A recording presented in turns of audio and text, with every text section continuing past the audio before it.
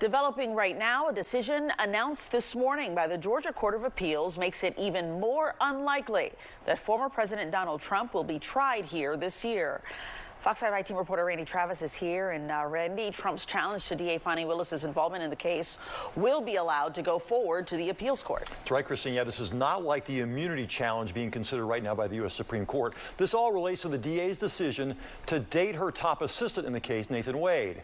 Trump and several of his co-defendants accused Willis of having a conflict of interest in the prosecution because some of the money she was paying Wade, he spent on her when the two vacationed together.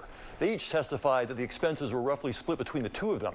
Well, Scott McAfee, the judge in the case, agreed their explanations did not pass the smell test. He called it an odor of mendacity, which means he thought someone was not being truthful. Still, he allowed Fani Willis and her office to continue the prosecution as long as Wade was removed from the case. He was that same day. But many of the defendants asked for permission to challenge the decision to leave Willis in place. Today, the Court of Appeals granted that request, likely bringing the case to a halt for some time. Attorney Manny Arora represented Ken Chesborough, one of the four defendants who earlier pled guilty to reduced charges. I think it's the right decision because there are some vague statutes involved here based on what the defense had raised and sort of the complexity of the whole situation.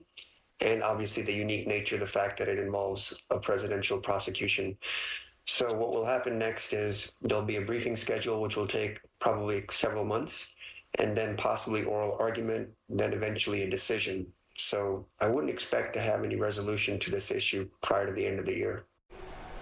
In a written statement, Trump attorney Steve Sadow said President Trump looks forward to presenting interlocutory arguments to the Georgia Court of Appeals as to why the case should be dismissed and Fulton County DA Willis should be disqualified for her misconduct in this unjustified, unwarranted political persecution.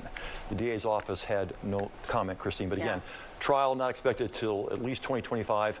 If at all, depends on what happens in the election come November. Now, for clarification, for people wondering, does that mean that trial comes to a halt for former President Trump or for all of the co-defendants on the case? For all of them. I was talking to one of the other defense attorneys for one of the other co-defendants a few weeks ago, and he said that they were preparing for the possibility, because of that immunity question going on in front of the Supreme Court right now, that maybe Fani Willis might sever Donald Trump from the case and just prosecute the remaining 14, go forward with them, try to get that going before the election this fall.